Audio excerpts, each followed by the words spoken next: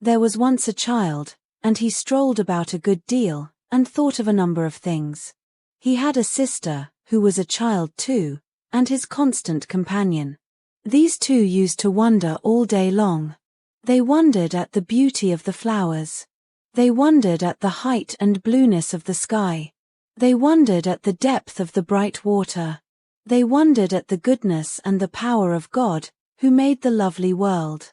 They used to say to one another, sometimes, supposing all the children upon earth were to die, would the flowers and the water and the sky be sorry? They believed they would be sorry. For, said they, the buds are the children of the flowers, and the little playful streams that gambol down the hillsides are the children of the water. And the smallest bright specks playing at hide-and-seek in the sky all night must surely be the children of the stars. And they would all be grieved to see their playmates, the children of men, no more. There was one clear shining star that used to come out in the sky before the rest, near the church spire, above the graves. It was larger and more beautiful, they thought, than all the others, and every night they watched for it, standing hand in hand at a window. Whoever saw it first cried out, "I see the star."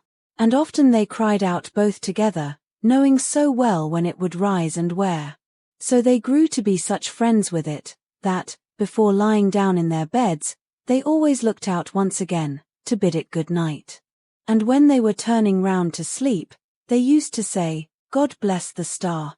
But while she was still very young, oh very, very young, the sister drooped, and came to be so weak that she could no longer stand in the window at night. And then the child looked sadly out by himself, and when he saw the star, turned round and said to the patient pale-face on the bed, "I see the star." And then a smile would come upon the face, and a little weak voice used to say, "God bless my brother and the star." And so the time came, all too soon, when the child looked out alone, and when there was no face on the bed. And when there was a little grave among the graves, not there before. And when the star made long rays down towards him, as he saw it through his tears. Now, these rays were so bright, and they seemed to make such a shining way from earth to heaven, that when the child went to his solitary bed, he dreamed about the star. And dreamed that, lying where he was, he saw a train of people taken up that sparkling road by angels. And the star, opening, showed him a great world of light, where many more such angels waited to receive them. All these angels, who were waiting, turned their beaming eyes upon the people who were carried up into the star. And some came out from the long rows in which they stood, and fell upon the people's necks, and kissed them tenderly, and went away with them down avenues of light, and were so happy in their company that, lying in his bed, he wept for joy. But there were many angels who did not go with them, and among them one he knew.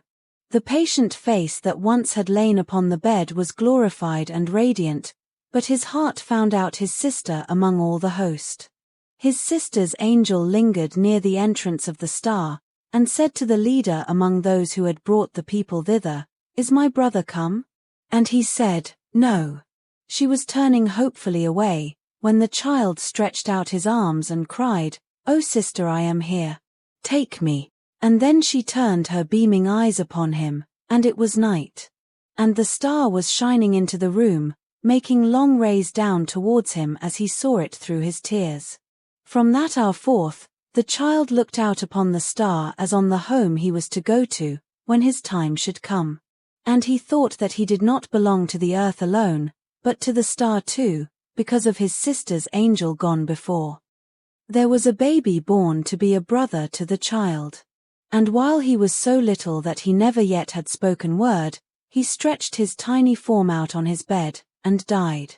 Again the child dreamed of the opened star, and of the company of angels, and the train of people, and the rows of angels with their beaming eyes all turned upon those people's faces. Said his sister's angel to the leader, "Is my brother come?" And he said, "Not that one, but another." As the child beheld his brother's angel in her arms, he cried, "Oh sister, I am here. Take me." And she turned and smiled upon him, and the star was shining. He grew to be a young man, and was busy at his books when an old servant came to him and said, "Thy mother is no more. I bring her blessing on her darling son." Again at night he saw the star, and all that former company. Said his sister's angel to the leader, "Is my brother come?" And he said, "Thy mother." A mighty cry of joy went forth through all the star, because the mother was reunited to her two children.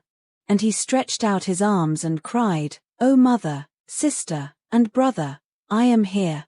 Take me." And they answered him, "Not yet." And the star was shining. He grew to be a man, whose hair was turning grey. And he was sitting in his chair by the fireside, heavy with grief, and with his face bedewed with tears, when the star opened once again. Said his sister's angel to the leader, "Is my brother come?" And he said, "Nay, but his maiden daughter." And the man who had been the child saw his daughter, newly lost to him, a celestial creature among those three, and he said, "My daughter's head is on my sister's bosom, and her arm is round my mother's neck, and at her feet there is the baby of old time, and I can bear the parting from her, God be praise." And the star was shining. Thus the child came to be an old man, and his once smooth face was wrinkled, and his steps were slow and feeble, and his back was bent.